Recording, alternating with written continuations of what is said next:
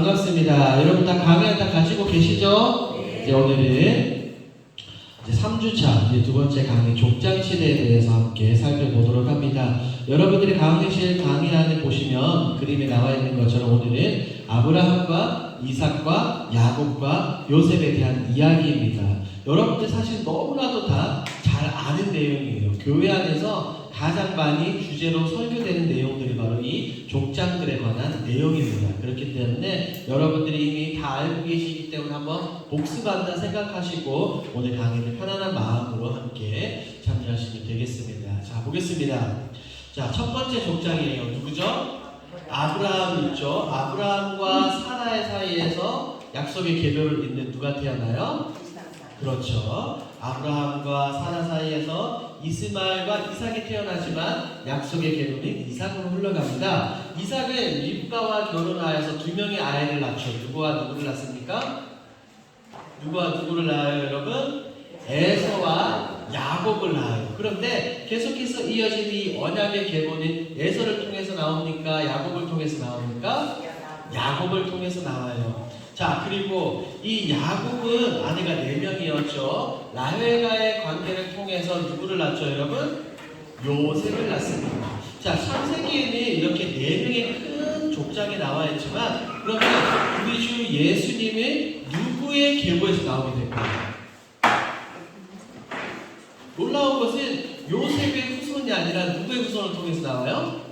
유다의 자손을 통해서 나옵니다. 나중에 우리가 한번 살펴볼 기회가 있는지는 모르겠지만 이 유다로부터 나오게 됩니다. 그래서 오늘 중요한 아브라함과 이삭과 야곱과 요셉에 대한 내용을 함께 살펴보도록 하겠습니다. 자, 먼저 족장들을 한번 소개해 보겠습니다. 우리 함께 읽어볼까요? 시작! 창세기 1장부터 11장까지는 인류의 역사를 다루고 있다. 바벨탑 사건에서 백성들은 또다시 범죄하여 뿔뿔이 흩어진다. 그러면 소망은 있을까? 이제 하나님은 세계에서 눈을 더 좁히셔서 한 사람을 선택하신다. 그리고 그를 통해 민족을 구원의 역사를 그리신다. 창세기 12장부터 50장까지는 아브라함과 그의 후손들 즉 이삭과 야곱과 요셉의 행적이 다루어지고 있다. 자, 보겠습니다. 자, 먼저 장소를 한번 살펴보죠. 장소를 강의하면서 제가 블랙 해놨죠. 하란과 가나안 그리고 애굽으로 갔다 최종적으로 어디예요? 본향입니다. 그런데 이 모습은 마치 우리들의 모습과도 굉장히 같아 보여요. 왜냐하면 보세요. 하란, 우상을 섬기던 그 지역에 있던 아브라함 하나님을 불러주셨고 약속의 땅으로 보내셨어요. 그렇죠? 그런데 이 약속의 땅에만 있는 것이 아니라 애굽으로 내려갔단 말이에요. 애국으로 내려갔다가 엄청난 시간이 지난 이후에 다시 가나안으로 올라왔죠. 우리도 마찬가지예요. 이전에 죄 가운데 놓여있던 우리를 하나님께서 불러주셔서 하나님의 자녀가 되게 해주셨습니다. 그런데 우리는 신앙생활하면서 때로는 상처와 어려움을 겪어서 때로는 교회 믿음의 자리를 떠나기도 하는 거예요. 많은 사람들이 믿음의 자리, 즉 세상 애국으로 갔다가 돌아오지 못하는 경우가 너무나도 많아요. 선택받은 사람들만 최종적으로 약속의 땅에 들어오게 되잖아요. 마찬가지로 우리도 나중에 살펴보겠지만 하나님의 부르심에 따라 선택받은 백성들만 우리가 구원을 얻어 천국에 가는 거예요. 그래서 이 각 장소들이 굉장한 의미가 있다는 것을 여러분들이 머릿속에 기억을 하셔야 됩니다. 자, 두 번째입니다. 회복시키시는 하나님이에요. 아까 우리가 조금 전에 이 족장들의 소개를 보면 지난 시간에 어디에서 끝났죠, 여러분? 무슨 사건에서? 바벨탑 사건에서 끝났어요. 노아 홍수 이후에 이 노아와 그의 가족들은 더 이상 죄를 안 지을 것 같았지만 죄를 지었어요, 안 지었어요? 죄를 지었어요. 그래서 뿔뿔이 흩어지는 것, 다시 하나님으로부터 혼나는 거예요. 그럼에도 불구하고 우리 하나님은 그들을 어떻게 하시는 거예요? 다시 회복시키시는 것. 즉 하나님은 우리를 포기하지 않으신다. 성경의 내용이 바로 이거예요. 하나님은 한 번 부르신 사람을 끝까지 사랑하시고 끝까지 우리를 붙들어 주십니다. 예수님도 그렇게 말씀하셨잖아요. 우리를 사랑하신데 언제까지 사랑하신다고요? 끝까지 사랑하신다. 하나님이 바로 이런 분입니다. 자, 4명의 주인공들입니다. 아브라함과 이삭과 야곱과 요셉이죠.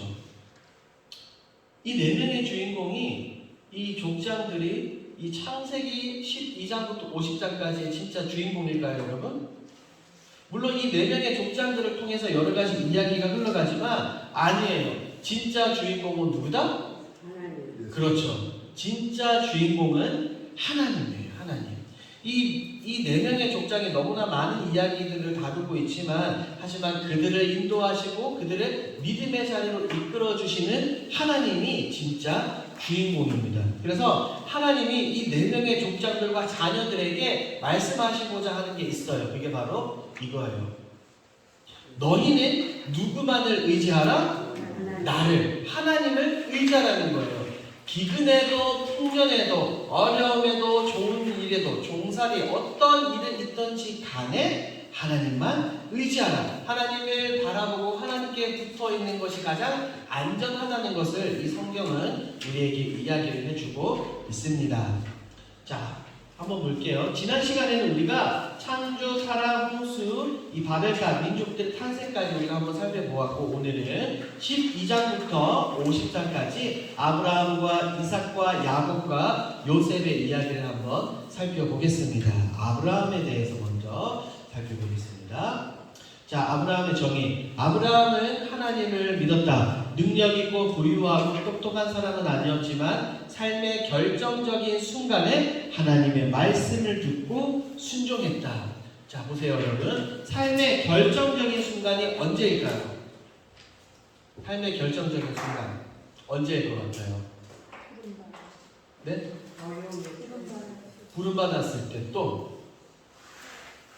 뭐 정답이 정해져 있는 건 아니에요. 각자 생각하는 그 기준이 다를 수 있습니다. 하나님은 아브라함을 불렀을 때 아브라함은 살펴보겠지만 갈 바를 알지 못하고 말씀을 따라서 갔었고 그 다음에 누구를 바쳤어요? 이삭을 바쳤어요. 자식의 보물을 바쳤습니다. 이 내용을 한번 살펴보겠습니다. 자, 아브라함은 첫 번째 지극히 평범한 사람이었어요. 막 특출난 사람이 아니었다는 거예요. 똑똑하고 현명하고 예를 들어서 욥처럼 너무 노아처럼 하나님을 경외하고 뜨겁게 사랑했다라고 성경은 그렇게 이야기하지 않습니다. 다음 장 보시면 아무런 조건 없이 아브라함을 선택하셨어요. 두 번째, 아무런 조건 없이 아브라함을 선택하셨고 세 번째, 믿음이 부족했던 사람입니다. 우리가 흔히 생각하기로 아브라함은 우리가 믿음의 조상이다라고 이야기를 하잖아요. 그런데 성경을 자세히 보면 아브라함은 굉장히 부족한 모습들을 많이 가지고 있었어요. 제가 많은 실수 이렇게 적어놨죠. 첫 번째, 어디로 내려갔어요? 어디로? 가나안 땅에서 애굽으로 내려갔어요. 애굽으로 도망을 갔죠. 그리고 하나님의 약속을 믿지 못해 누구를 취했어요? 하갈을 취했습니다. 하갈을 통해서 이스마엘을 낳았죠. 그 다음에 이 여인은 내 아내가 아닙니다 라고 어떤 말을 한 거예요? 거짓말을 한 거예요. 두 번씩이나 거짓말. 이 아브라함의 모습을 보고 나중에 이삭도 똑같이 이런 거짓말을 하게 됩니다. 자, 그렇다면 우리의 시선은 어떻게 될까요? 우리의 시선은 아브라함에게 고정되는 것이 아니라 믿음이 없던 그를 믿음의 자리로, 믿음의 조상으로 만들어주시고 이끌어주시는 누구에게 주목을 해야 되는 거예요? 하나님. 하나님께 주목을 해야 됩니다. 아브라함을 보면서 나도 아브라함처럼 저렇게 믿음이 크면 좋겠다, 성장되면 좋겠다라는 그런 바람을 가지는 게 너무나도 중요하긴 하겠지만 그보다 하나님께 붙어 있어야 되는 거예요. 왜? 하나님이 나의 믿음과 나의 신앙을 단단하게 해주시기 때문입니다. 시선을 하나님께 고정을 해야 되겠죠. 자, 지도를 한번 볼게요. 원래 아브라함이 가족들과 어디에 살고 있었어요? 우리가 지난 시간 살펴보았죠? 여기입니다. 우르는 제가 강의 안에도 넣어놓았지만 이 고대 근동 당시에 굉장한 대도시였어요. 대도시는 무엇이 발달되어 있어요? 문명이 발달되어 있고 그러다 보니까 많은 사람들이 모여들기 마련입니다. 그래서 성경을 보니까 아브라함은 이 우르에서 난나르라는 신을 섬기고 있었어요. 빈칸에 적으세요. 난나르. 이 난나르가 어떤 신이냐면 달의 신이에요. 달. 이 고대 근동 사람들은 빛나는 광명체를 굉장히 숭배를 했습니다. 낮을 주관하는 것은 뭐예요? 낮? 태양이고 밤을 주관하는 것은 달이죠. 그래서 이 우르에서 가장 인기 있었던 이 종교가 바로 달의 신. 그래서 아브라함 역시 난나르라는 신을 섬기고 있었습니다. 자, 하나님이 불러주셔서 가족들과 함께 어디로 이동을 하죠? 여기로. 하나안으로 이동을 합니다. 그런데 지도상으로 보면 굉장히 거리가 짧아 보이지만 무려 965km예요. 서울에서 부산까지 왕복하는 것보다 조금 더 간 거리라는 거예요. 근데 이때 도로가 제대로 돼 있겠어요? 아니에요. 교통수단도 발달되어 있지 않고 그저 낙타나 혹은 걸어서 이 먼 거리를 이동을 한 아브라함의 모습을 볼 수가 있습니다. 그런데 이 하란 역시 고대 근동 당시에서 이 우르만큼은 아니지만 굉장히 컸던 곳이 같아요. 역사가 그것을 이야기를 하고 있습니다. 이곳에서 이제 데라의 죽음 이후에 본격적으로 하나님은 아브라함에게 나타나셔서 말씀하시죠. 어디로 가라? 어디로 가라? 그렇죠. 가나안으로 가라. 하란에 있던 아브라함에게 말씀을 하시는 겁니다. 빈칸에 적어 넣으셔요. 가나안. 이 가나안까지 가는 거리 역시 굉장히 먼 거리입니다. 640km입니다. 그런데 여러분 여기를 보세요. 12장을 보면 분명히 하나님께서 이렇게 말씀하셨어요. 너는 너의 본토 친척과 고향과 아버지의 집을 떠나라라고 말하거든요. 당신은 시독사회이고 부족사회입니다. 그러니까 내 가족들과 내 고향에서 친척들과 함께 모여서 사는데 그것을 완전히 떠나고 완전히 길을 떠난다는 것은 곧 무엇을 걸어야 되는 거예요? 무엇을 거는 거예요? 그렇죠. 빈칸에 적으셔요. 목숨을 거는 일입니다. 왜? 어딘가를 이동하다 보면 다른 부족들의 거주지도 지나가게 되잖아요. 그러면 당연히 전쟁이 일어날 수도 있겠죠. 굉장히 많은 어려움, 위험을 안고 아브라함은 그 길을 갔습니다. 자, 더욱이 중요한 것은 바로 이겁니다. 오늘 우리가 운전할 때 어디 지역을 갈 때 내비게이션을 많이 보잖아요. 제가 어릴 때 저희 아버지가 어머니랑 같이 여행을 많이 했는데 그 당시에는 항상 조수석에서 어머니가 펼치시던 것이 있어요. 뭐예요? 지도. 엄청나게 큰 지도. 전국 지도고 또 각 도시의 그런 지도잖아요. 오늘날은 내비게이션 발달돼서 그냥 화면만 보면 찾아가면 되잖아요. 그렇죠? 그런데 하란에 살던 이 아브라함은 어디를 가야 될지 모르고 길을 떠난 거예요. 대책 없죠? 아브라함은 무엇을 따라간 겁니까? 아브라함은 하나님의 말씀. 하나님이 인도하시는 대로 하나님의 말씀을 따라 움직였어요.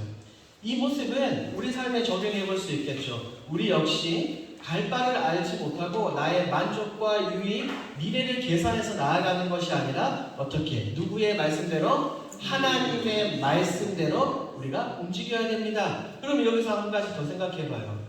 하나님이 여러분들에게 원하시는 뜻이 뭘까요? 하나님은 오늘날 어떻게 여러분들에게 말씀해 주실까요? 성경 말씀을 통해서. 우리 대한예수교 장로회 합동교단에 교리적으로 분명합니다. 오늘날 특별계시는 종결되었다라고 이야기해요. 특별계시가 뭐냐면 예를 들어서 하나님께서 아브라함에게 말씀하시고 야곱에게 말씀하시고 사무엘에게 말씀하셨던 것처럼 오늘 밤에 소영아 나에게 와 경리야 내가 너에게 말한다 이런 하나님의 직접적인 음성이 있다 없다? 없어요. 하나님이 오늘날 우리에게 하시고자 하는 모든 말씀은 다 어디에 기록이 되어 있다? 성경. 성경을 통하여서 우리는 하나님의 마음과 하나님의 뜻을 알아가는 거예요. 성경으로 부족하다라고 생각하는 사람들과 혹은 다른 교회들, 교단들은 어떻게 하는 거예요? 직통 계시를 믿는 거예요. 하나님이 성경 말씀 그 외에 플러스 알파로 우리에게 말씀을 주셨다. 그러니까 저기에 뭐 그 표현은 뭐라 그러죠? 용하다는 그 목사를 찾아가거나 교회를 찾아가는 경우가 있는데 그게 잘못됐다는 거예요. 하나님이 이 66권을 우리에게 특별 계시로 완전히 종결시키셨습니다. 자, 그렇다면 우리가 성경을 읽지 않으면 하나님의 뜻을 알아요? 몰라요? 몰라요. 여러분 성경 읽고 있습니까? 날마다 성경을 통해서 여러분들이 하나님의 인도하심을 받아야 돼요. 시편은 우리에게 이야기하잖아요. 주의 말씀은 내 발에 그래요. 내 발의 등이고 우리의 삶의 앞길을 인도해 주십니다. 아브라함은 하나님의 말씀을 쫓아간 것처럼 여러분 역시 하나님의 말씀을 따라 이동하시길 주님의 이름으로 축복합니다. 자, 4페이지에 아브라함의 여행기를 한번 보셔요. 우르에서 하란까지 965, 하란에서 가나안까지 640, 가나안에서 애굽까지 편도 320, 왕복 640, 총 거의 거리가 2250km 정도 됩니다. 이 당시에 이만한 거리를 움직였다는 것은 굉장한 모험이에요. 굉장한 모험. 그리고 내 가족만 간 것이 아니라 내 식솔들까지 다 이끌고 갔잖아요. 그러니까 아브라함은 정말 대단한 사람입니다. 4번을 볼게요.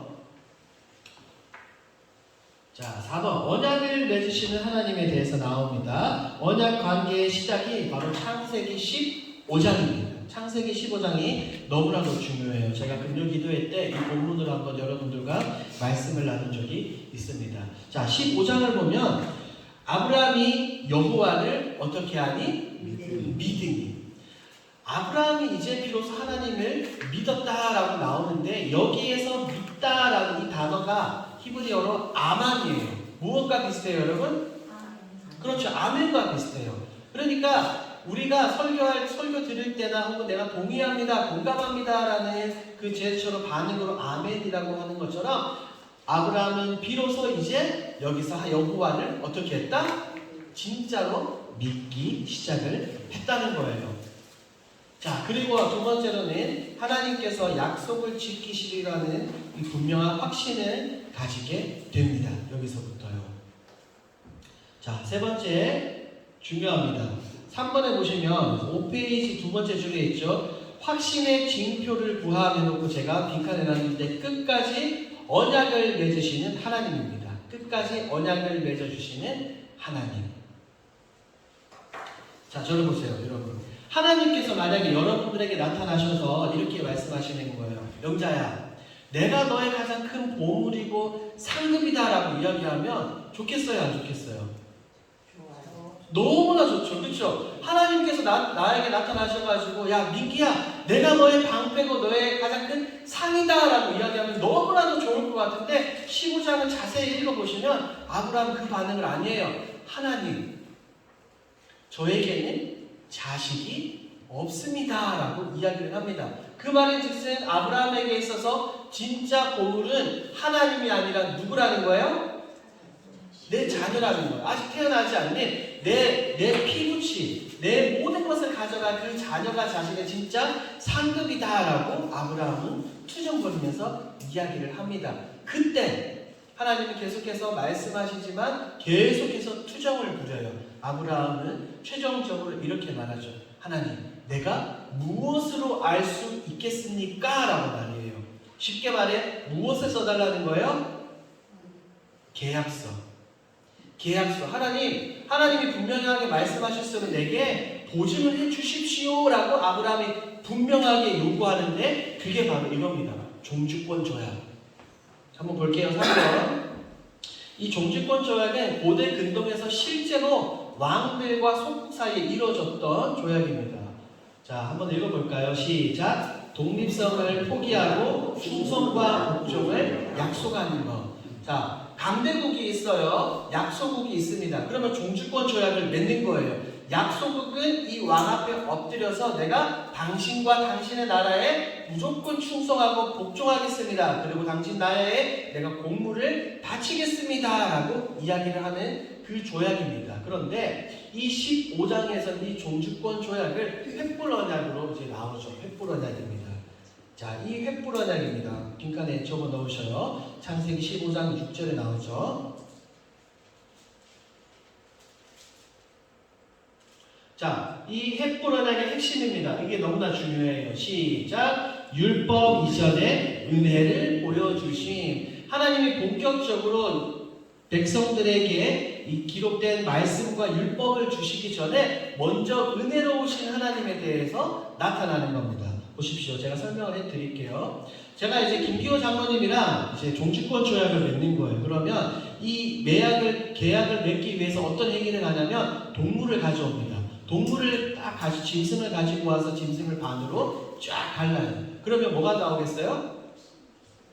피와 그 안에 있는 내장, 오물들 막 상상을 좀 해보세요. 딱 갈랐을 때 얘네들이 가만히 있겠어요? 발버둥 치지 않겠어요? 그러면 피, 오물이 다 튈 거란 말이에요. 그럼 이렇게 쫙 이렇게 벌려놓으면 막 냄새도 역하고 보기에도 안 좋을 겁니다. 그래서 제가 장로님과 함께 이제 두 손을 잡고 그 맨발로 이제 그 동물 사이를 이렇게 저벅저벅 지나가는 거예요. 피를 밟으면서. 그 맹세의 의미가 뭐냐면 당신과 내가 약속을 맺었는데 우리 둘 중에 하나 누가 약속을 어기면 당신이 이 쪼갠 고기처럼 될 것이다. 그 말인즉슨 언약을 어기면 내가 너를 어떻게 하겠다? 죽이겠다는 거예요. 굉장히 비참하게 죽이겠다라는 언약입니다. 그런데 15장 사건을 보면 아브라함이 3년 된 이 동물들을 가지고 와서 하나님 앞에 쪼개거든요. 밤이 되어서 하나님이 나타나십니다. 그런데 어떻게 나타나시냐면 불 가운데 나타나셔요. 횃불로. 그리고 이 쪼갠 고기 사이를 하나님 혼자 지나가시는 거예요. 제가 방금 이 종주권 조약은 약속의 당사자가 지나가야 된다 그랬죠. 그런데 15장에는 아브라함이 지나가요? 안 지나가요? 안 지나가요. 하나님만 지나가시거든요. 그 말이 뭐냐면 하나님이 우리에게 은혜를 보여주신다는 거예요. 누구야? 아브라함아, 은혜야. 너가 부족해도 괜찮아. 너가 연약해도 괜찮아. 이 모든 언약들은 내가 혼자 이뤄갈게. 너는 지키지 않아도 돼. 내가 무조건적으로 이 약속을 지켜갈게 라고 말씀하시는 그 하나님의 모습을 이 횃불 언약을 통해서 볼 수가 있습니다. 율법에 근거하면 우리 모두는 죽을 수밖에 없어요. 모두 다 심판받을 수밖에 없지만 하나님이 그렇게 은혜를 보여주셨기 때문에 우리가 예수 그리스도를 통해 하나님께 나아갈 수 있는 겁니다. 자, 이 쪼갠 고기가 누구를 예표하는 거예요? 예수 그리스도. 우리 주님께서도 실제로 십자가 위에서 물과 피를 흘리셨잖아요. 창으로 찔림을 당하시고 온갖 고난, 실제로 예수님은 죽으셨어요. 이 횃불 언약에서 말하는 이 쪼갠 고기들이 우리 장차 오실 예수 그리스도의 죽음을 예표한다. 여러분들이 이것을 꼭 기억하시면 좋겠습니다. 자, 다음 보겠습니다. 언약을 새롭게 하시는 하나님이에요. 하나님은 아브라함과 이 약속하시죠. 언약을 하시고 난 이후에 아브라함이 어떠함과 상관없이 계속해서 인도하시는 모습을 볼 수 있는데 아브라함이 연약함이 나오죠. 실수했어요. 하나님의 말씀을 믿지 못하고 아내 사라의 말을 들어서 누구를 취합니까? 하갈을 취해서 누구를 낳게 돼요? 이스마엘을 낳게 됩니다. 자, 그때부터 하나님은 침묵하셔요. 몇 년 동안 침묵하셨을까요, 여러분? 13년. 그렇죠. 이번에 적으셔요. 13년. 하나님은 13년 동안 완전히 침묵하십니다. 그리고 나서 1절 말씀을 보면 그렇게 나와요. 나는 전능한 하나님이다 라고 아브라함에게 말씀하고 계시거든요. 왜 하나님은 이렇게 말씀하셨을까요? 아브라함과 사레가 물론 그 전에도 이미 나이가 든 상태였지만 이제 완벽하게 희망이 자식에 대한 소망이 끊어졌을 때 비로소 하나님은 나타나셨어요. 나타나셔서 나는 모든 것을 할 수 있는 전능한 하나님이다 라고 아브라함에게 말씀하셨어요. 그러니 하나님은 계속해서 말씀하시는 게 이거예요. 아브라함아, 너는 누구만을 믿으면 된다? 누구? 나, 여호와 전능한 하나님만 믿으면 된다라고 이 하나님께서 계속해서 말씀하십니다. 그런 것 같아요. 우리 하나님은 이런 분입니다. 우리가 아무리 무슨 일을 계획을 하고 생각하고 행동한다 하더라도 인간적인 눈으로 보았을 때 불가능하다고 모든 사람들이 이야기할 때도 우리 하나님은 역사하실 수 있다 없다? 있다는 거예요. 인간적으로는 이해가 안 되는 거예요. 이해가 되지 않지만 우리 하나님은 가능하다, 가능하지 않다? 가능하다는 거예요. 자, 다음 보겠습니다. 3번 또다시 언약을 체결하십니다. 보세요. 아브라함은 믿음의 조상이라고 이야기했는데 아까 횃불 언약을 통해서 하나님과 약속을 했잖아요. 그런데 이 17장에서 또 한 번 약속을 합니다. 왜요? 아브라함이 계속해서 지금도 믿음이 연약하고 부족하기 때문입니다. 그래서 이 17장에 보면 하나님이 두 가지를 통해서 약속해 주셔요. 첫 번째 뭐예요? 계명, 이름을 바꿔주신다는 겁니다. 원래 아브라함의 이름은 뭐예요? 아브람이죠. 아브람에서 무엇으로? 아브라함. 아브라함의 이름의 뜻은 무엇입니까? 모든 민족의 아버지. 사레의 이름을 무엇으로? 사라로. 사라의 이름의 뜻은 무엇입니까? 모든 민족의 어머니입니다. 이렇게 이름을 계명해 주십니다. 제가 지난 시간에 한번 말씀을 드렸죠. 바벨탑 사건 이야기하면서 이름은 누가 주신다고요? 하나님. 이름을 부여한 사람에게 어떻게? 속하는 거예요. 그러니까 지금 보세요. 이전에는 아버지 데려와 있을 때 분명하게 성경은 아브람이라고 나오죠. 그런데 이 17장에서 하나님은 아브라함의 이름을 아브라함으로 변경해 주셔요. 그러면 이제야 비로소 아브라함은 누구의 소유다? 하나님의 소유다. 너는 내 거야. 너는 이제 나를 벗어날 수 없어 라는 것을 성경은 분명하게 이야기를 하고 있습니다. 두 번째 징조가 이것입니다. 뭐예요? 할례. 할례는 성경에서 처음 등장한 게 아니에요. 실제로 고대 근동 지방에서 있었던 중요한 관습입니다. 있었던 관습에 하나님은 엄청난 의미를 부여하시는 거예요. 인간의 어떠함이 아닌 하나님의 신실하심, 오직 하나님만 바라보게 하는 지표라는 거예요. 빈칸에 이정표라고 쓰십시오. 여러분 이번에 할례는 오직 하나님만 바라보게 하는 이정표. 그러니까 할례를 통하여서 내가 누구에게 속했다는 거예요? 여호와 하나님께. 그래서 이삭도 나중에 살펴보겠지만 이삭도 난지 8일 만에 할례를 받아요. 모든 유대인들은 남자들은 할례를 한다니까요. 할례의 그 행위의 의미가 이제 나는 누구에게 속했다? 하나님께 속했다라는 이 의미입니다. 자, 3번은 영원함이에요. 영원함. 인간의 어떠함이 아닌 하나님의 신실함에 따라서 인도된다. 하나님의 신실함만 의지하자는 겁니다. 그런데 이 영원하다는 단어가 참 재밌어요, 여러분. 영원이 무엇일까요? 영원. 끝이 없다. 사실은 우리는 이 영원에 대해서 몰라요. 왜? 우리는 시간 안에 존재하는 유한한 존재이거든요. 마치 하루살이가 3일 뒤의 일을 이야기하는 것처럼 우리는 성경에서 영원이라고 이야기할 때 그냥 끝이 없는 것이다 라고 생각하지만 그것은 우리의 생각의 범주를 넘어서는 겁니다. 굉장히 광대하고 방대한 겁니다. 이건 뭐 어떻게 사실 설명할 수가 없어요. 하지만 우리 하나님은 저와 여러분들을 붙드셔서 언제까지? 영원까지 우리의 영혼을 지키시리라 하고 시편에서 분명하게 이야기하고 있습니다. 자, 다음을 보겠습니다. 다음은 무엇을 시험하셨어요? 믿음을 시험하신 아브라함 이야기를 딱 하면 이 부분이 가장 먼저 생각이 나죠. 믿음을 시험하시는. 자, 보겠습니다. 이삭은 하나님의 무엇을 성취하는 통로? 약속이에요. 약속. 왜? 하나님은 창세기 12장에서 아브라함을 부르시고 약속하셨거든요. 그리고 15장에서도 저 하늘의 별을 보면서 이 자손들이 너의 자손들이 이렇게 많아질 거야 라고 약속을 하셨고 할례 언약과 횃불 언약을 통해서도 분명하게 약속을 하셨어요. 그런데 사라의 몸에서 나온 씨가 누구예요?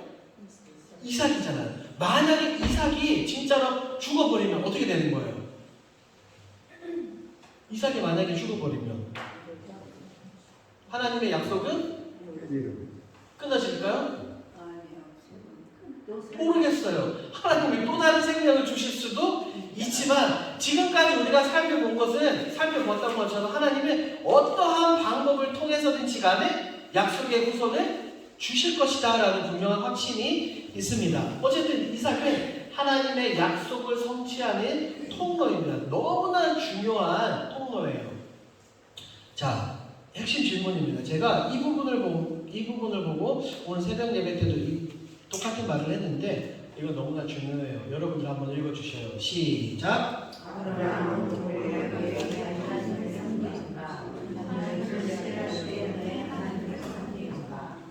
쉽게 말해 이겁니다. 우리가 하나님을 섬기면 복을 많이 받잖아요. 사실 실제로 복을 많이 받아요. 그러면 우리가 복을 받기 위해서 하나님을 섬기는 것인가? 후자는 하나님을 섬기기 때문에 내가 복을 받는 것인가? 우리의 초점이 전자에 가 있어야 돼요? 후자에 가 있어야 돼요? 후자예요. 그런데 굉장히 많은 사람들이 사실은 전자에 관심이 가 있어요. 전자에. 복을 받기 위해서 예배당에 나오고, 복을 받기 위해서 헌금을 하고, 복을 받기 위해서 전도나 선교 이런 것들을 하는 사람들이 사실은 굉장히 많은 거예요. 그래서 이 부분 전자로 생각하고 있으면 어떤 상처를 받게 되냐면 내 삶을 돌아보면 하나님이 주신 복 하나도 없어 보이는 것 같거든요. 그러면 하나님을 더 이상 섬기는 거예요? 안 섬기는 거예요? 안 섬기는 거예요. 왜? 하나님이 내게 복을 주시지 않거든요. 전자처럼 생각하는 것은 하나님을 곧 무엇과 똑같이 만드는 거예요? 우상과 자판기와 똑같이 만드는 겁니다. 그런데 우리는 분명하게 기억을 해야 돼요. 내가 하나님을 섬기기 때문에 우리가 복을 받는 겁니다. 절대로 주객이 전도되어서는 된다, 안 된다? 안 됩니다. 너무나도 안타까워요. 예전에 섬기는 교회에서 이제 한 권사님이 오랫동안 교회를 섬겨 오셨어요. 상처를 받으셨나 봐요. 본당에서 입구에서 뭐라고 이야기하냐면 막 소리를 지르시면서 내가 지금까지 교회를 이만큼 섬겼고 내가 헌금을 이만큼 했는데 어떻게 교회에서 나에게 이럴 수 있어? 라고 이야기를 하는 거예요. 그럼 그분은 전자인 거예요? 후자인 거예요? 전자인 거예요. 내가 이만큼 했으니까 나에게 교회와 하나님이 무엇을 해줘야 되겠다, 해주셔야 된다라고 생각을 하는 사람들이 너무나 많아서 안타깝습니다. 여러분들은 하나님을 섬기기 때문에 복을 받기를 주님의 이름으로 축복합니다. 그럼 하나님이 복을 주시지 않으면 어떡할 거예요? 기다려요. 불평하실 거예요? 안 하실 거예요? 불평이 나올 수는 있겠지만 믿음의 자리를 떠나서는 안 된다는 거예요. 한 예를 들면 저희 집이 소위 말하는 금수저였습니다. 별로 그렇게 안 보이시나 보네요. 저희 아버지 어머니가 자수성가 하셔가지고 금은방을 했어요. 그래서 이제 울산에서 어쨌든 굉장히 잘 살았어요. 그 당시에 90년대 초반에 이제 어머니는 뭐 300만 원짜리 무스탕을 입고 다니시고 아버지도 뭐 100몇십만 원, 그 당시에 뭐 가죽 잠바 입고 다닐 정도였으니까 잘 사는 집이에요? 못 사는 집이에요? 잘 사는 집이죠. 그런데 어느 날 IMF가 터진 겁니다. IMF가. 제가 중학교 1학년 때였는데 우리나라에서 무슨 운동을 했어요? 금 모으기 운동을 했잖아요. 그 금을 어디에서 녹였는지 아세요, 여러분? 울산에 원산공단이라고 저희 살던 동네 바로 옆에 있었거든요, 공장이. 전국에서 모인 금이 거기로 가가지고 다 녹이잖아요. 금방은 전부 다 어떻게 됐어요? 다 줄줄이 문을 닫아버렸습니다. 그때 저희 집도 완전히 폭망을 했어요. 그게 97년도거든요. 언제까지 폭망했을까요? 몇 년요? 3년 안에. 지금까지 망하고 있습니다. 망했다라고 표현하기 좀 그런데 그때부터 힘들었던 집안 삶이 지금도 부모님은 어렵게 살고 계셔요. 참 감사한 건 뭐냐면 나라에서도 이렇게 부모님이 연세가 있으셔서 그런지 이제 수입도 없고 그러셔서 그런지 그 뭐라 그러죠?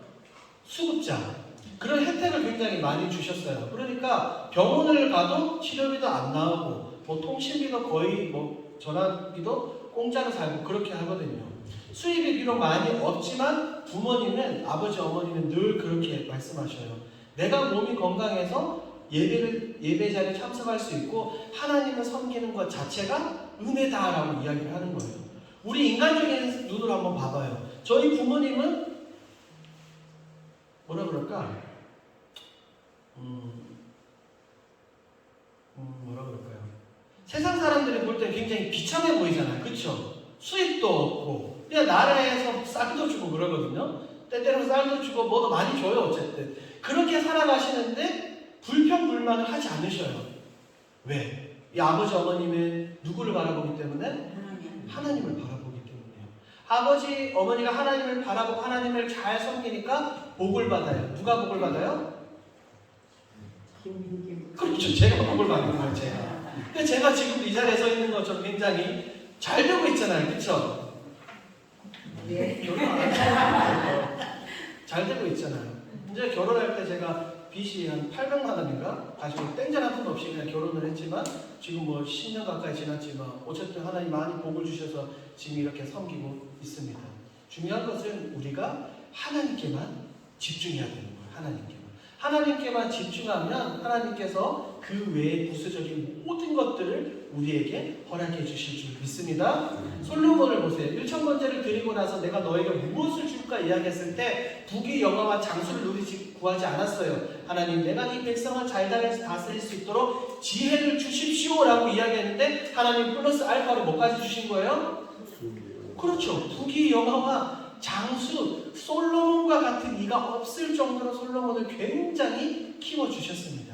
이것을 기억하시고 하나님만 섬기시기를 주님의 이름으로 축복합니다. 3번 보겠습니다. 자, 아브라함의 시험의 의미는 또 이거예요. 이 땅에 속한 기업이 아니라 어디에 속한? 하늘에 속한. 하늘 소망을 가지라는 거예요. 하늘 소망.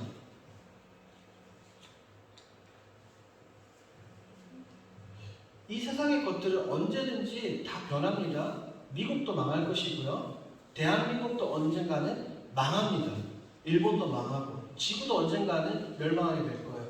그런데 변하지 않는 것은 무엇입니까? 하나님 나라. 하나님 나라. 낙원 이후에 우리에게 주어지는 저 영원한 천국. 그것만이 변하지 않습니다. 그러니 아등바등 이 세상을 살아가면서 이 세상에 소망을 둘 필요가 있다 없다? 없다는 거예요. 우리의 소망은 하늘에 있다. 두 번째, 하나님의 약속은 반드시 어떻게 되는 거예요? 이루어진다는 겁니다. 아브라함이 이삭을 잡아 죽이려고 했을 때 하나님은 어떻게? 스탑! 멈춰라 이야기하시면서 내가 나를 이제 경외하는 줄 알겠다. 그 대신에 이삭 대신에 제물을 주셨어요. 하나님의 약속은 이루어진다, 안 이루어진다? 이루어진다는 겁니다. 그런데 여기서도 재밌어요. 여기 보세요. 이삭, 이 모리아 땅에 있는 한 산에서 이삭이 죽으려고 했잖아요. 그렇죠? 근데 이삭은 죽었어요? 살았어요? 독생자, 아브라함의 사랑하는 보물 독생자 이삭은 살았지만 그 똑같은 장소에서 누구는 죽었습니까? 양 말고 수천 년이 지나서 누가 죽었어요? 그렇죠. 우리 주님께서 죽으셨어요. 하나님은 이삭 대신에 다른 제물을 준비해 주셨고 하나님은 우리의 죽음 대신에 누구를 준비해 주셨다? 예수님을 준비해 주셔서 죽이셨습니다. 그래서 이 사건을 보고 우리가 장차 오실 예수 그리스도를 생각할 수 있는 거예요. 말씀드린 것처럼 첫 시간에 말씀을 드린 것처럼 창세기 구약과 신약은 별개의 것이 아닙니다. 구약은 오실 예수님, 오실 메시아에 대해서 희미하게 그리고 있습니다. 자, 한번 읽어볼까요? 시작. 아브라함은 분명 믿음의 조상이다. 하지만 아브라함에 집중하는 것이 아니라 그를 믿음의 조상으로 만들어 가시는 하나님께 더 집중을 해야 한다. 우리가 잠시 살펴본 것처럼 아브라함은 굉장히 투정부리고 믿음이 연약했던 사람입니다. 하지만 그를 인도해서 믿음의 조상의 자리에까지 앉혀주신 그 하나님께 더 집중을 해야 되는 거예요. 자, 이 지도는 제가 괜히 여러분들이 이 강의 안이나 이렇게 넣어놓은 게 아닙니다. 여러분들이 시간이 나실 때 돌아가셔서 우측에 보면 번호가 있죠? 번호와 이 성경 구절이 있어요. 이 번호와 성경 구절을 읽어보시면서 아브라함의 생의 여정을 따라서 한번 여행을 해보십시오. 그냥 성경을 그냥 읽는 것도 중요하겠지만 이렇게 순서적으로 체계적으로 읽으면 머릿속에 잘 그려질 것입니다. 여러분 꼭 읽어보세요. 네. 제가 이 돈 주고 산 겁니다. 제 개인적인 돈 주고 여러분들에게 나누기 위해서 돈 주고 샀으니까 아까우니까라도 읽어보십시오. 알겠죠 여러분? 네. 자 가겠습니다. 두 번째 이삭입니다. 이삭. 성경에 보면 이삭에 대한 이야기는 굉장히 적어요. 상대적으로 굉장히 적습니다. 그럼에도 불구하고 이삭은 4명의 족장 중에 들어갑니다. 제가 읽어드릴게요. 아버지 아브라함의 등을 보고 자란 아주 조용한 믿음과 순종의 사람 이삭입니다. 이삭에 대한 소개를 한번 볼까요? 이삭은 무엇으로 자랐어요? 아브라함과 사레가 완전히 할아버지 할머니 때 100세 때 얻은 보물과도 같은 아들 이삭이에요. 무엇과도 바꿀 수 없을 거죠. 두 번째 어떤 사람입니까? 순종의 사람. 모리아산에서 한번 생각해 보세요. 아브라함이 이제 산 위에 올라갔어요. 자 단을 쌓고 얘를 이삭을 잡아야 되는데 너 그냥 이삭이 반항하면 어떻게 될 거예요? 반항. 아브라함은 하는 곳이고 이삭은 젊은 혈기가 있잖아요. 반항하면 아브라함 절대 이기지 못할 겁니다. 그런데 아브라함이 이야기했을 때 모르겠지만 이삭은 네 알겠습니다 하고 조용히 제단 위에 올라갔어요. 그러니까 이삭 역시 어떤 사람입니까? 순종의 사람이에요. 세 번째 기도의 사람입니다. 기도의 사람. 성경을 보면 이삭은 들판에서 묵상했다라고 나오거든요. 여기에서 말하는 묵상이란 그냥 하나님의 말씀을 되새기는 그런 묵상이 아니라 원어적인 의미로 보면 이것은 기도예요. 기도. 이삭은 틈만 나면 할 수만 있으면 그가 하나님과 관계를 맺으며 기도하는 이 묵상의 사람, 기도의 사람이었다는 거예요.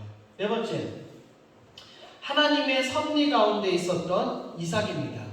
이삭은 자신의 삶을 하나님께서 어떻게 사용하시는지 아마도 분명하게 몰랐던 것 같아요. 하지만 하나님은 이 분량이 굉장히 적은 이삭을 통해서 이 족장들의 역사, 이스라엘 민족의 역사를 이뤄가십니다. 그래서 한번 보세요. 거기에 제가 1번에서 어떤 논쟁으로 적어놨죠? 장자권 논쟁이죠. 그쵸? 이삭의 아들은 2명이었어요. 누구와 누구? 에서와 야곱이었어요. 원래 에서가 이 장자권을 받아야 되지만 누가 가르칩니까? 야곱이에요. 그런데 이삭은 잘 몰랐어요. 잘 원래대로 그냥 에서에게 이 축복하고 다 하려고 했지만 자기도 모르는 사이에 이 모든 장자권과 축복이 야곱에게 넘어갔습니다. 이번에 보면 야곱에게 축복하는 이삭입니다. 야곱에게. 분명하게 이삭은 에서에게 축복하고 싶었거든요. 성경을 보니까. 그래서 에서에게 먼저 너 가서 동물을 잡아와. 그럼 내가 먹고 너에게 축복해 줄게 라고 이야기를 했단 말이에요. 그런데 이미 눈이 어두워졌고 리브가와 이제 야곱이 짝짝 짰죠. 그래서 이삭에게 들어가 축복을 가로챕니다. 이삭은 자신도 모르게 하나님께 받은 아브라함부터 이어져 온 그 복을 합법적으로 누구에게 전달합니까? 야곱에게 전달하는 거예요. 자신도 모르는 사이에 하나님의 도구가 되고 있다. 이게 바로 이삭입니다. 그리고 여러분 보세요. 이삭은 몇 장인가요? 보면 이삭은 굉장히 거부했습니다. 흉년의 때에 농사를 지었는데 자 흉년의 때 농사가 잘 될까요? 안 될까요? 안 되죠. 근데 성경은 100배나 되는 열매를 거뒀다라고 나오거든요. 그리고 고대 근동 당시에 사막에서 제일 필요한 게 뭘까요, 여러분? 물이죠. 근데 이삭이 가는 곳마다 우물을 파면 무엇이 터져 나왔어요? 물이 터져 나왔거든요. 그래서 블레셋 사람들이 와서 이 우물을 막아버려요. 그러면 이삭은 또 다른 장소에 가서 또 우물을 파는데 또 물이 또 터져 나오고 또 다른 장소로 가서 파는데 우물이 터져 나오거든요. 이삭은 분량은 굉장히 적지만 굉장히 많은 축복을 받은 축복의 사람입니다. 이삭은 아버지 아브라함과 같이 가는 곳마다 무엇을 쌓았을까요? 제단을 쌓았습니다. 하나님을 섬기고 하나님을 예배했어요. 그래서 보세요. 족장중들 이삭에 대한 이야기는 거의 없다. 하지만 그가 보여준 믿음과 순종은 어떻게 해야 된다? 본받아야 한다. 이삭은 조용한 축복의 사람이다. 비록 아버지 아브라함으로부터 안 좋은 것도 배웠어요. 똑같이 무엇을 배웠을까요? 거짓말을 배웠어요. 아니라고 했거든요. 하지만 그럼에도 불구하고 이삭 역시 믿음의 사람이고 순종의 사람 그리고 축복의 사람이다. 이것을 기억하시는 여러분들이 되길 주님의 이름으로 축복합니다. 자, 다음 페이지 보면 8페이지에 보면 지도로 본 이삭의 일생 이렇게 나와 있죠. 이 부분 역시 여러분들이 시간 나실 때 성경과 함께 그 다음에 진영, 내용, 주요 사건들을 한번 살펴보시기를 바랍니다. 족장 야곱에 대해 야곱을 한번 살펴볼게요. 지도는 여러분들 가서 보시고 자, 야곱에 대한 소개가 여러분 그림에 다 나와 있어요. 얼굴이 어때 보여요? 굉장히 비열해 보이죠. 치사하고 얍삽해 보여요. 야곱은 사실 그런 사람이었어요. 한번 읽어볼까요? 시작. 비열한 야곱이었지만 하나님께서 그를 선택하시고 연단하셔서 훌륭한 믿음의 사람으로 변화시키시사. 야곱은 날 때부터 치사했어요. 굉장히 욕심 많은 그런 사람이었어요. 그런데 그를 변화시켜 주신 하나님의 모습에 대해서 함께 살펴보겠습니다. 자, 야곱입니다. 하나님의 선택이에요. 하나님의 선택. 우리가 교리 중에 이제 무조건적 선택이라는 교리가 있어요. 이것이 무엇이냐면 하나님이 저를 왜 선택했는지 몰라요. 하나님이 우리 권사님을 왜 선택했는지 몰라요. 마찬가지로 굉장히 비열하고 치사하고 안이꼬운 야곱이지만 왜 하나님의 야곱을 선택하셨는지 알아요? 몰라요? 몰라요. 빈칸에 적으세요. 이유를 몰라요. 그냥 하나님의 선택이에요.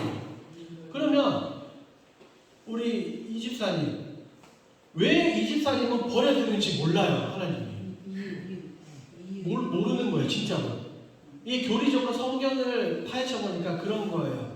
근데 우리는 하나 알 수 있는 것은 뭐예요? 우리가 죽어봐야 사실 알긴 하겠지만 우리가 신앙생활하다가 어렴풋이 알 수 있는 것이 있어요. 나의 구원의 확신이에요. 그러니까 누구는 버림을 당하고 누구는 선택 안 해주셨다고 해서 하나님께 원망할 필요가 있어요? 없어요?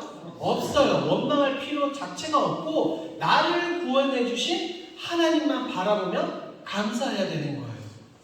사람들이 이렇게 이야기해요. 하나님은 굉장히 치사한 분이 아니냐. 왜? 우리 한국을 예로 들면 1800년대 말 1900년대 초에 우리나라에 복음이 들어왔잖아요. 그러면 1500년대에 살았던 사람들, 세종대왕이나 혹은 뭐 왕들 있잖아요. 그 사람들은 뭐예요? 예수님에 대해서 못 들었잖아요. 그럼 이 사람들 예수님을 못 믿었으니까 죽겠죠? 그럼 지옥 갈까요? 그럼 하나님은 굉장히 치사한 분 아니에요? 그렇죠? 근데 우리가 그렇게 생각할 필요가 없다는 거예요. 왜? 잘 보세요. 제가 첫 시간에 말씀드렸는지는 모르겠지만 아담과 하와의 범죄 이후에 세상 모든 사람들에게 주어진 거는 뭐예요? 죽음이에요. 죽음이 우리는 지옥 가는 게 지극히 당연한 거예요. 그런데 구원이라는 것은 비정상적인 거예요. 모든 사람들이 죽어야 되지만 하나님이 예수 그리스도를 보내셔서 우리를 살려주셨고 구원해 주셨잖아요.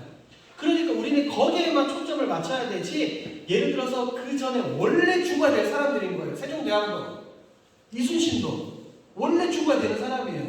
원래 죽어 마땅한 사람이니까 거기에 관심을 줄 필요가 있다 없다? 없다. 나를 구원해 주신 것에만 감사하면 돼요. 그런데 왜 하나님께서 나를 선택해 주셨는지 안다 모른다? 모른다는 거예요. 궁금하신 분은 가서 하나님께 여쭤보세요. 하나님 왜 나를 선택하셨습니까? 여쭤보셔야 돼요. 자, 두 번째 무엇을 샀습니까? 장작권. 무엇으로? 밧줄. 아, 정말 치사하죠. 그게 얼마 안 나요. 얼마 안 했지만 아니 에서가 사냥하고 돌아왔잖아요. 그럼 누구랑 같이 먹을 거예요? 아, 지도 먹을 거 아니에요. 야곱도. 그런데 그렇게 배고파하는 에서에게 팥죽으로 장작권을 사버리죠. 굉장히 치사합니다.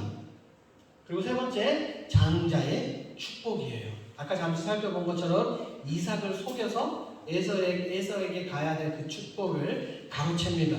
야곱은 굉장히 비열한 사람이에요. 자, 그래서 이런 생활을 했기 때문에 야곱은 피난 생활을 하게 됩니다. 어디로 도망을 가요? 외삼촌 라반의 집입니다.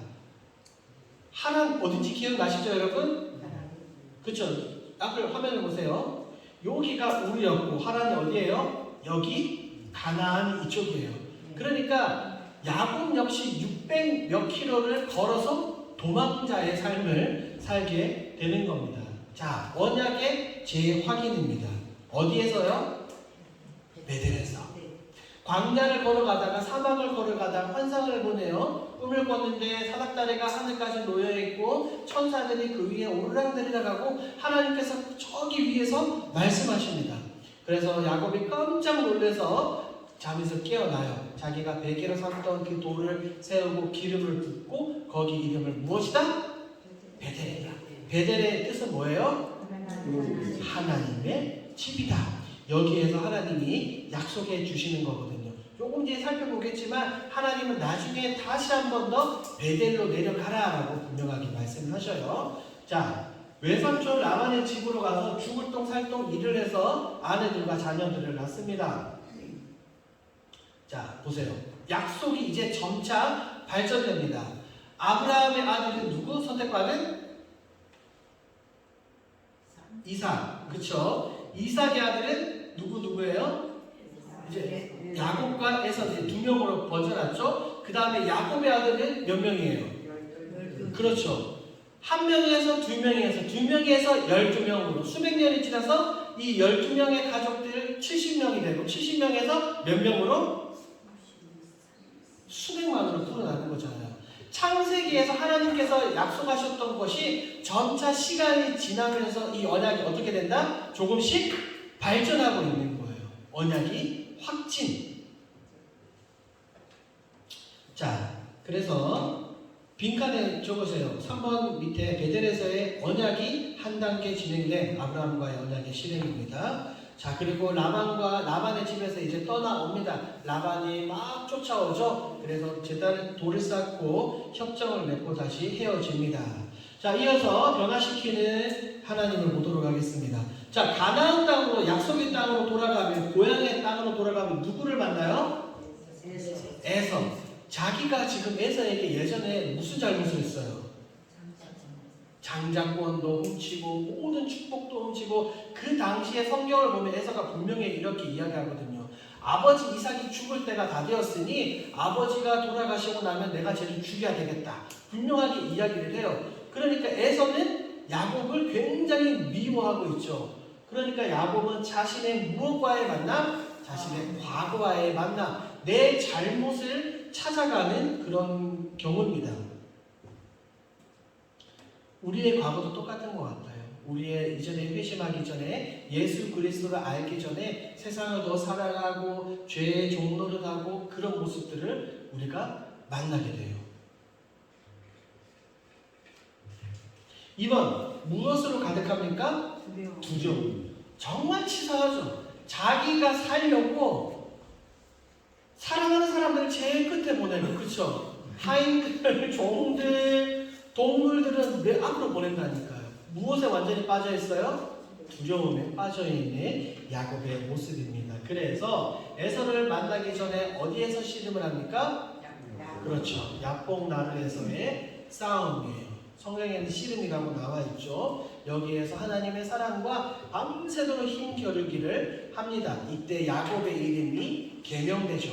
하나님께서 무엇으로 바꿔주셨어요? 이스라엘. 그렇죠. 이스라엘. 이제 야곱의 이름 자체가 한 민족의 이름이 되는 축복을 가지게 됩니다. 보세요. 아브라함의 이름을 어떻게 바꿔주셨죠? 너는 내 소유야. 여기에서 똑같이 야곱의 이름을 바꿔주셨어요. 너는, 야곱은 누구의 소유야? 하나님의 소유야. 너는 내 거야 라는 것을 하나님께서 다시 한번 확인시켜주고 있습니다. 자, 그 다음에 반전의 만남이에요. 이제 에서를 만나면 에서가 굉장히 자기를 무섭게 할 거라고 생각을 했어요. 성경을 보니까 400명이나 되는 군인들을 데리고 야곱을 맞으러 오거든요. 그래서 두 점이 굉장히 떨었단 말이에요. 그런데 에서가 야곱을 만나니까 반응이 어때요? 에서의 반응이 너무나 사랑하는 동생을 수십 년 만에 만났잖아요. 끌어안고 입을 맞추고 막 감사하고 기뻐합니다. 그때 에서가 이렇게 이야기하는 거예요. 나와 같이 세일로 가자. 그러니까 가나안 땅 저기 여기 보면 여기 밑쪽으로 가자. 나도 나중에 에서의 후손이 에돔 족속이 되거든요. 여기에 가서 생활하자라고 이야기하는데 제가 10페이지 이번에 적어 놓았죠. 각자 삶으로 흩어진 야곱은 어디로 갔다고요? 세겜으로 갔습니다. 여기로 갔어요. 여기로. 에서와 헤어지고 여기로 갔는데 이곳이 의미가 굉장히 중요해요. 창세기 12장을 보면 하란에서 길을 떠난 아브라함이 가나안 땅에 도착을 합니다. 그 다음에 세겜에서 가장 먼저 무엇을 쌓았을까요? 제단을 쌓았거든요. 약속의 땅으로 딱 들어오자마자 이 지역에서 하나님을 예배했는데 야곱이 지금 그것을 알았는지 몰랐는지 모르겠지만 할아버지가 했던 그 장소에 가서 살기 시작을 한 거예요. 야곱이 이제 어떻게 됐다는 것을 우리가 알 수 있는 거예요. 변화되었다. 약복나루에서의 그 시름을 통해서 그리고 외삼촌 라반의 집에서 많은 사건들을 통해서 변화되었다는 것을 우리는 성경을 통해서 살펴볼 수가 있어요. 이 지도도 재밌습니다. 여러분들 꼭 살펴보시기 바랍니다. 자, 이제 야곱이 변화됩니다. 어디로 다시 내려가라? 베델로.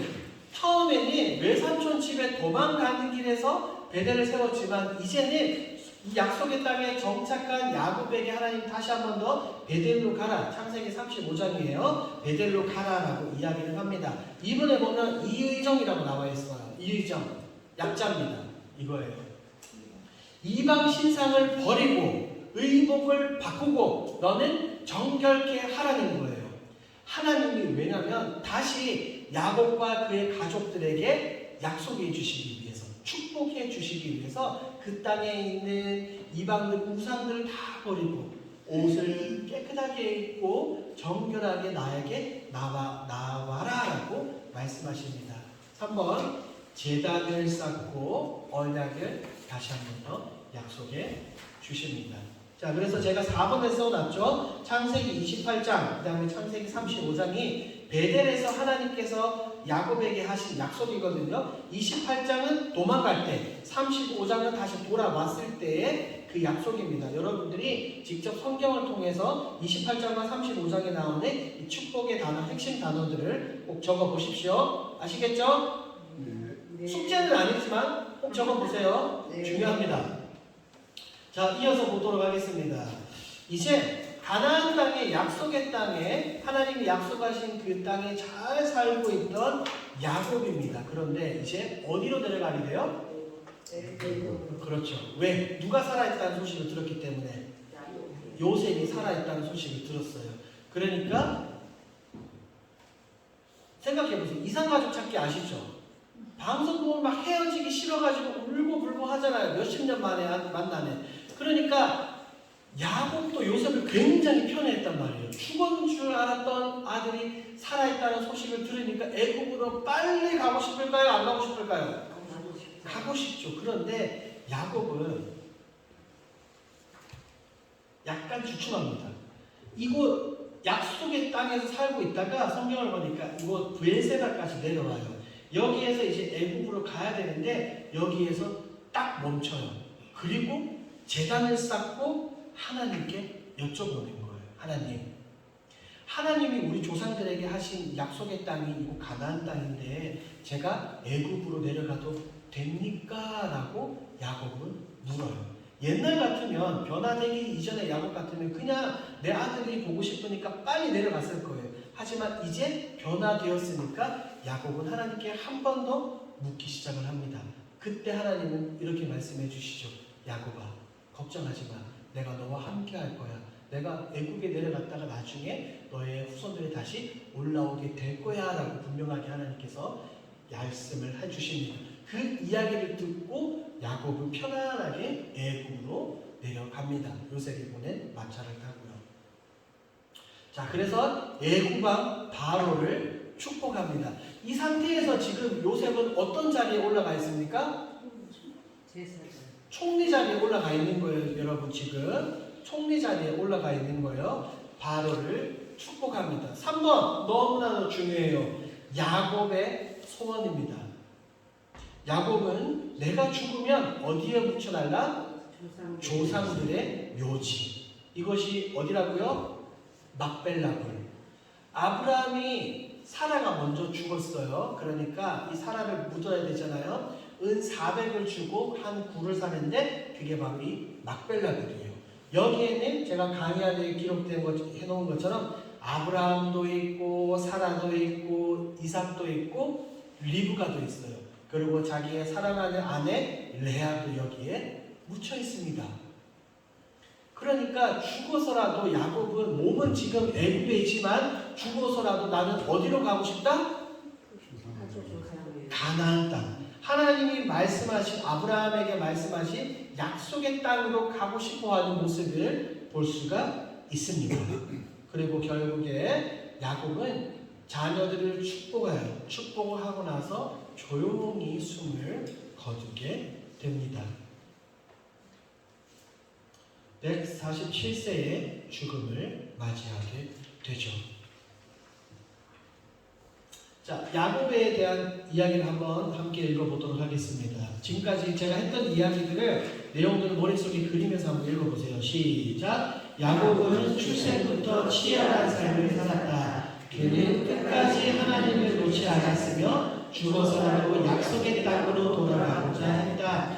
야곱 이야기를 통해 복음의 핵심 하나님의 은혜를 이해할 수 있어야 한다. 야곱은 죽어서라도 약속의 땅으로 돌아가고자 했어요. 우리 역시 이 세상 애굽에서 살고 있지만 우리의 본향은 이 땅이 아니라 어디다? 하늘, 천국이다. 그리고 치사한 비열한 야곱을 변화시켜 주신 하나님, 복음이 우리를 변화시키리라 저는 확신합니다. 누구든지 간에 진짜 살아계신 하나님의 말씀을 듣고 예수님을 경험하게 되면 변화할 수밖에 없습니다. 이상으로 야곱의 이야기가 끝납니다. 이 역시 성경과 함께 그림으로 야곱의 생애를 한번 살펴보십시오. 자, 마지막 이제 요셉입니다. 요셉의 정의를 함께 읽습니다. 시작! 삶 속에서 보이지 않는 하나님의 손길을 체험한 요셉. 요셉 이야기의 핵심은 애굽왕 총리가 된 것이 아니라 약속의 땅으로 들어온 것이다. 요셉의 이야기의 핵심이 똑같이 가나안으로 들어온 것입니다. 한번 보겠습니다. 자, 요셉은 태어나자마자 깜짝 놀랐어요. 왜? 엄마가 몇 명이에요? 엄마가 4명이거든요. 나자마자 엄마가 4명, 형들은 몇 명? 10명이거든요. 형들이 굉장히 많아요. 그러니까 두 번째로 어떤 시대를 살아야 됩니까? 경쟁 시대를 살아야 돼요. 엄마가 분명히 챙겨주는 것도 있겠지만 나이 차이가 많은 형들 사이에서 생존하기 위해서 굉장히 경쟁이 심했을 것으로 보입니다.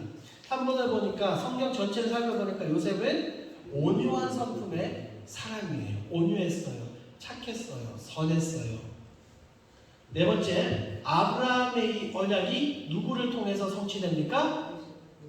요셉을 통해서 성취되는 모습을 성경을 통해서 살펴볼 수가 있어요. 자, 요셉에 대해서 조금 더 깊이 들어가 보도록 합니다. 요셉의 시련 첫 번째입니다. 야곱이 요셉에게 무엇을 입혀주었어요? 채색옷이죠. 채색옷은 무엇을 이야기한다? 상속권을 이야기해요. 요셉이 몇 번째였어요? 10번째였거든요. 첫째는 누구예요? 르우벤이에요. 당시에 관례적으로 보면 이 모든 아버지의 재산은 누가 가져가야 되는 거예요? 르우벤, 장자가 가져가야 되는데 지금 이 야곱이 요셉에게 채색옷을 입혔다는 것은 내가 누구에게 이 모든 것을 물려줄 것이다? 요셉에게 물려줄 것이다. 어릴 때부터 그냥 야곱이 점치고 놓은 거예요. 그냥 자기 혼자 속으로만 생각하면 좋았을 텐데 옷을 입혀줘서 그것을 드러내 보이잖아요. 생각해봐. 형들은 일하면서 굉장히 누더기 옷, 더러운 옷 이런 걸 입고 있는데 요셉만 좋은 옷을 입고 있으면 형들의 시선은 당연히 좋아요, 안 좋아요? 안 좋을 수밖에 없어요. 자, 이렇게 눈에 보이게 편애하죠. 차별합니다. 드러내는 거예요. 야곱도 참 못됐죠. 그렇게 하지 말아야했어야 되는데. 그러니까 형들이 당연히 요셉을 미워하고 싫을 수밖에 없죠. 그런데 요셉이 무엇을 꿉니까? 그렇죠. 꿈을 꿔요. 두 가지 꿈을 꾸게 되죠. 자, 첫 번째, 형들의 곡식단이 어떻게 하는 거? 절을 하는 거예요. 그 다음에 두 번째 꿈을 꿉니다. 이제는 또 무엇이 절을 해요? 광명체, 해와 달과 별이 요셉에게 절하는 거예요. 첫 번째 곡식단은 형들만 절하는 거예요. 그런데 이 두 번째 꿈은 누구까지? 그렇지, 부모님까지 너에게 절을 하냐? 그러니까 형들이 이제 분노가 치밀어 오르는 겁니다. 형들의 무엇을 유발해요? 질투를 유발하죠. 근데 생각해보면 요셉이 지금 뭐가 없는 것 같아요? 그렇죠. 눈치가 없는 것 같아요. 눈치가. 첫 번째 이야기하고 나서 형들도 분명히 반응이 성경에 나와요. 얼굴 표정이 어땠을까요? 안 좋았을 거란 말이에요. 그럼 눈치를 채고 두 번째 꿈은 이야기를 안 해야 되는데 요셉은 이야기를 해요. 눈치 없는 요셉. 그 말은 요셉이 그 말을 또 어떻게 했다? 순수했다. 온유한 성품이기 때문에 순수했다. 그런데 이게 너무나 중요합니다. 그의 형들은 시기하되 그의 아버지는 그 말을 어떻게? 간직해 두었더라. 아마도 이 야곱은 할아버지 아브라함, 아버지 이삭으로부터 내려온 하나님의 약속을 기억하고 있었던 것은 아닌지 그렇게 생각해 볼 수가 있어요. 자, 이렇게 형들의 미움을 받은 요셉은 어디로 팔려갑니까? 애굽으로 이제 팔려갑니다. 들판에 이제 아버지 심부름으로 형들에게 가요. 근데 형들이 저기 거짓말 꿈꾸는 자가 온다. 우리가 죽여서 시험해보자 하면서 요셉의 옷을 벗기고 어디에 던져 놓습니까? 구덩이. 원래는 형들이 진짜 요셉을 죽이고 싶어서 구덩이에 집어 던졌거든요. 이제 구덩이가 아마 6, 7m 되는 거예요. 왜? 거기에는 우물이거든요. 물이 있었으면 요셉은 어떻게 되었어요? 죽었을 겁니다. 그런데 성경을 보니까 물이 없이 마른 땅이다라고 나와 있거든요. 그런데 보세요. 6, 7m 높이잖아요. 그러면 형들이 요셉을 구덩이에 넣을 때 어떻게 넣었겠어요? 자, 이 줄을 잘 잡고 살금살금 벽을 짚고 내려가 이렇게 넣었을까요? 아니면 그냥 너 이렇게 들어가 하면 발로 차거나 밀어서 떨어뜨렸을까요? 아마 그렇게 떨어뜨렸을 겁니다. 그러니까 요셉이 떨어지는 과정에서도 타박상을 입었을 거예요. 살이 까지고 뼈가 부러졌는지는 모르겠지만 피가 났을 수도 있습니다. 자, 이렇게 구덩이에 갇혀서 울부짖어요. 형들 살려주세요. 울부짖는데 갑자기 뚜껑이 열리고 형들이 꺼내줘요. 요셉은 무슨 생각했을까요? 형들이 나를 살려주는구나. 나를 구해주는구나. 굉장히 감사한 마음으로 우물에서 구덩이에서 딱 올라왔는데 누가 있어요? 상인들이 있어요. 상인들에게 돈을 받고 자신을 팔아요. 그 광경을 목격한 요셉의 심정은 어떨까요? 말로 표현할 수 없을걸요? 그냥 콧물만 흘렸던 것이 아니라 아마 그 가운데서 굉장히 소리를 지르고 형님들 살려주십시오 라고 온갖 반항을 다 하지 않았을까요? 노예로 끌려가요. 노예로 끌려간다는 것은 곧 결박된 상태에서 간다는 거예요. 자유도 없이 말에 묶여서 혹은 낙타에 묶여서 어디에서 묶여서 가는지는 모르겠지만 그 먼 거리를 300km 넘는 거리를 끌려갑니다. 굉장히 비참하게. 그런데 보세요. 왜 하필 그때 미디안 상인들이 형들이 있는 그곳을 지나갔을까요? 왜? 다른 길도 있었을 텐데. 결국에 최종적으로 우리는 결과를 알고 있죠. 이 모든 것이 하나님의 무엇이다? 하나님의 섭니다. 요셉을 애굽으로 보내서 애굽의 총리를 만들어주시고 총리가 되어서 곡식을 저장해서 야곱과 그의 가족들이 굶어 죽지 않도록 하시고자 하는 하나님의 뭐다? 섭리. 보이지 않는 하나님의 손길과 계획이 있었다는 거예요. 우리는 성경을 통해서 알고 있지만 당시에 요셉과 야곱 그의 형들은 아무도 몰랐어요. 근데 야곱이 참 치사하죠. 형들이 이제 요셉을 팔고 그 채색 옷을 가지고 가요. 그리고 그것을 찢고 동물의 피를 묻혀서 야곱에게 보여줍니다. 아, 요셉이 동물에게 죽은 것 같아 보입니다. 그러니까 야곱이 굉장히 슬퍼해요. 그래서 형들이, 가족들이 야곱을 위로하려 하지만 들어요? 듣지 않아요? 듣지 않아요. 보세요. 그가 그 위로를 받지 아니하여. 여기에서도 끝까지 야곱은 요셉을 더 사랑하고 편애하는 모습을 볼 수가 있습니다. 그러니까 형들의 마음이 어떻겠어요, 여러분? 처음에는 조금 미안한 마음을 가졌을 수도 있지만 야곱이 그렇게 하는 행동을 보고 정이 떨어질 수도 있겠죠. 자, 어쨌든 이렇게 요셉은 애굽으로 이렇게 팔려가기 시작을 합니다. 자, 여기에요. 도단 양치고 있는 형들을 만나서 여기에서 쫙 팔려서 이 지중해 연안을 따라 이렇게 내려갑니다. 이제 보디발의 집에서의 사건이에요. 애굽에서의 요셉을 살펴보도록 합니다. 자, 보디발 집에서의 요셉. 1번, 하나님과 함께하는 삶. 범사에 뭐 했다? 형통했다. 여러분, 형통의 정의를 여러분들이 잘 내려야 됩니다. 저를 보세요. 우리는 흔히 생각하기로 모든 것이 잘 되는 것이 형통이라고 생각을 해요. 내 삶에 있어서, 내 가정에서, 내 직장에서 다 잘 되는 거. 그런데 성경이 말하는 형통에서는 그게 아니라는 거예요. 왜? 성경은 요셉이 형통했다라고 이야기를 하지만 요셉의 상태가 지금 뭐예요? 노예거든요. 노예로 그 가정에 있다가 어디에 들어가요? 감옥에 들어가요. 감옥에 들어가서도 요셉은 뭐 했다고요? 형통했다고요. 그런 거를 보면 형통의 정의는 무언가 잘 풀리고 내가 성공하는 것이 아니라 형통은 누구와 함께하는 것? 하나님과 함께하는 것이 형통의 정의라는 것을 우리가 알 수 있습니다. 여기서 여러분들 꼭 기억하셔야 돼요. 두 번째, 요셉은 보디발의 신임을 받아서 가정에 무엇이 됩니까? 총무가 되죠. 2인자가 되는 거예요. 성경을 보니까 보디발은 굉장히 유력한 사람이었어요. 애굽에서도 굉장히 영향력 있는 사람으로 보입니다. 그러니까 감옥에 있겠죠. 자, 더 놀라운 건 이거예요. 보디발이 요셉을 통해서 하나님의 살아계심을 알았어요. 한번 봅시다. 3번. 그의 주인이 여호와께서 그와 함께 하심을 보며 또 여호와께서 그의 범사에 형통하게 하심을 어떻게? 보았더라. 하나님을 모르는 보디발이 요셉의 삶의 모습을 통해서 하나님의 살아계심을 봤다는 거예요. 우리의 모습이 이와 같아야 될 줄 믿습니다.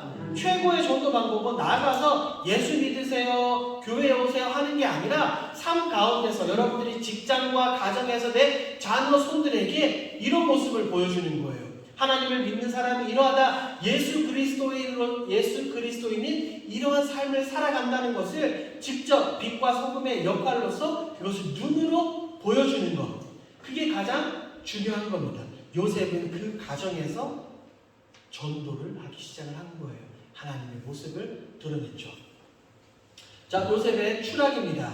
누가 그를 유혹합니까? 보디발이 아니까 유혹하죠. 그런데 여러분 보세요. 성경은 유혹이다라고 이야기를 하고 있지만 과연 그게 유혹일까요? 유혹일까요? 예를 들어서 제가 마약 중독자예요. 마약에 중독돼 있다가 마약을 딱 끊었어요. 그런데 갑자기 고경희 권사님이 한 달 뒤에 와가지고 마약을 흔들면서 목사님 이거 한번 마약 한번 해보실래요? 이야기하면 그게 유혹이죠. 알코올 중독도 똑같아요. 금주를 하고 있는 상태에서 누군가 와서 한잔 할래라고 이야기하면 그게 유혹이에요. 근데 보디발의 아내는 굉장히 집에서 열심히 일하고 있는 요셉에게 찾아가서 이제 꼬셨단 말이에요. 그게 과연 유혹일까요, 여러분? 사실은 요셉에게 있어서 어떻게 보면 그것은 유혹거리가 아닐 수 있어요. 왜냐하면 요셉은 분명하게 이야기하죠. 내가 당신과 이렇게 해서 누구 앞에서 큰 악을 행하리까? 하나님 앞에서. 그건 어떻게 보면 요셉에게 있어서 큰 유혹거리가 아니었어요. 자, 어떻게 자신의 옷이 해가 됩니다. 이제 계속해서 날마다 유혹하니까 여자가 꼬시니까 요셉은 자신의 옷을 버려두고 그 자리를 떠나버리거든요. 근데 그 여자는 그 옷을 자신의 희롱의 증거로, 나를 강간하려고 했다라는 그 증거로 제출한단 말이에요. 채색 옷이 형들에게 질투심을 유발하고 구덩이에 들어가게 된 것처럼 자신이 입고 벗어났던 그 옷이 이제는 감옥에 들어가게 됩니다. 옷을 통해서 두 번이나 어려움을 당해요. 그 다음 이제 감옥에 갇히게 되네요. 자, 첫 번째 보니까 요셉의 무엇을 사용하십니까? 꿈을 사용하십니다. 요셉의 꿈을 사용하시는 것이 아니라 다른 사람의 꿈을 사용하시는 하나님의 모습을 볼 수가 있어요. 요셉이 이렇게 감옥에 있어요. 그런데 관원장, 굉장히 높은 직급의 사람들이 오게 되죠. 왜냐하면 바로와 근처에 있어서 바로에게 많은 것들을 제공한, 오늘날로 치면 뭐라 그럴까요? 강요들이라 그래야 될까요? 그 대통령의 최측근들이 감옥에 들어옵니다. 그런데 이 두 명이 꿈을 꾸게 돼요. 어떤 꿈을 꾸게 됩니까? 그렇죠. 그 꿈을 꾸게 되는데 요셉이 참 감옥에서도 성실했어요. 왜냐하면 이 관원장들의 얼굴의 안색을 살폈다라고 나오거든요. 그러니까 감옥에 막 갇혀만 있는 것이 아니라 이들의 얼굴을 살피는 거예요. 그러니까 요셉은 감옥에 갇혀 있었지만 거기에서도 최선을 다하고 충성을 다하는 모습을 볼 수가 있습니다.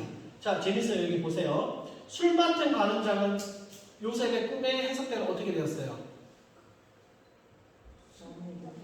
다시 옥치겠어요. 떡 맡은 관원장은 어떻게 됐어요?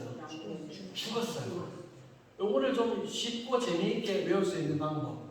성경에 나오는 건 아니에요. 다시 하다 보니까 이게 재밌을 것 같아서, 술 맡은 관원장은 술술 풀렸고 떡 맡은 관원장은 떡 됐다. 술 맡은 관원장은 술술 풀렸고 떡 맡은 관원장은 떡 됐다.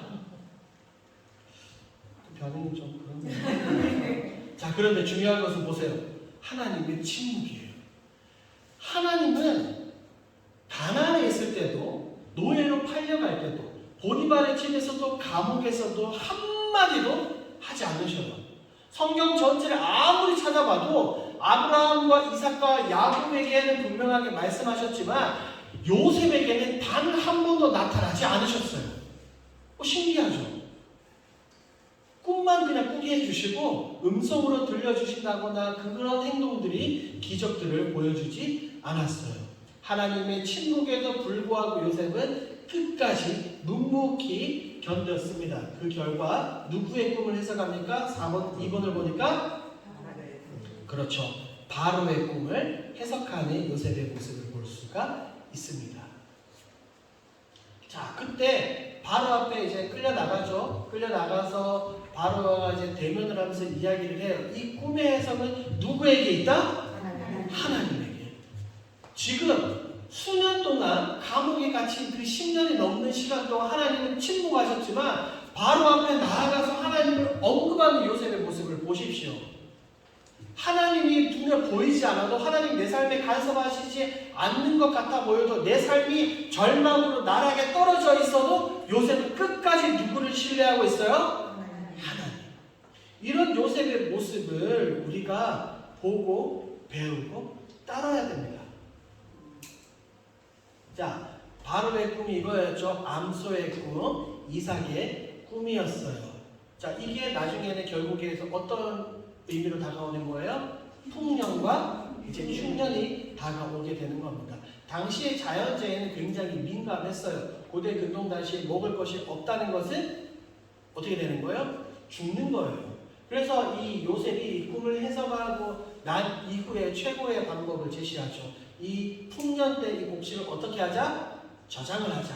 저장을 해서 나중에 흉년 때 이것을 사람들에게 팔면서 돈을, 그리고 땅을, 영역을 넓히면 된다라고 요셉이 이렇게 이야기하는 거예요. 그러니까 최고의 선택을 내리게끔 바로에게 조언을 합니다. 그 결과 바로가 똑같이 보디발과 같이 하나님의 살아계심을 요셉을 통해서 알게 되는 거예요.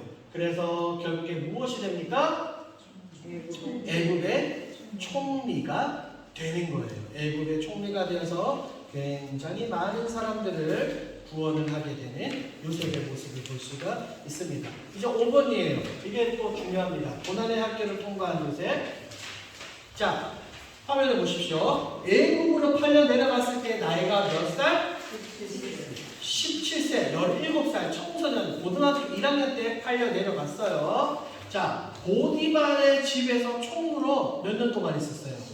11년. 굉장히 오랜 시간 동안 집안의 제가 사무를 담당했어요. 생각해보면 장차 애굽의 총리 역할을 맡기기 위해서 하나님이 보디발의 집에서 어떤 교육을 받게 하신 거예요? 경제 교육들, 사람들을 다스리는 이런 교육들을 받게 하셨고, 감옥에서 몇 년이에요?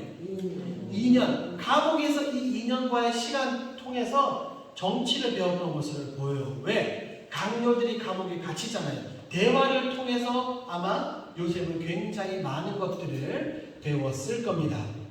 17살, 11년, 2년, 몇 살이에요? 다 더하면 30. 요셉이 애굽의 총리가 되었던 나이가 30이에요. 30. 하나님은 이 많은 오랜 준비 기간을 통해서 요셉을 단련시키고 있었어요. 중요한 건 이겁니다, 여러분. 이유를 몰랐어요. 이유를. 왜 이렇게 힘든 시기를 보내는지 견디는지 요셉은 몰랐지만 그냥 버텼습니다. 형들이 질투하는 이유를 몰랐어요. 왜 몰랐어요? 요셉은 무엇이 없었기 때문에? 눈치가 없었기 때문에 일단은 몰랐어요. 두 번째, 보디발의 집에서도 이유를 몰랐어요. 왜 이 여자가 나한테 이렇게 하냐? 몰랐어요. 세 번째, 성경 여러분 찾아보세요. 요셉이 단 한 번도 하나님 앞에서 불만을 터뜨렸다는 내용이 전혀 없습니다.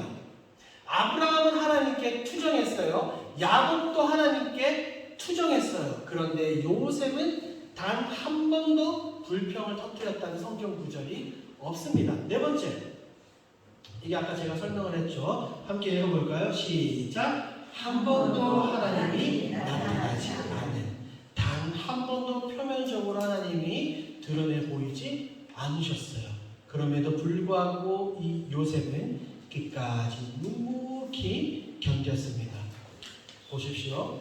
가나안에서 아버지 야곱을 통해서 길렀던 시간 17년, 애굽에서 지냈던 시간 13년, 어느 것이 더 컸을까요?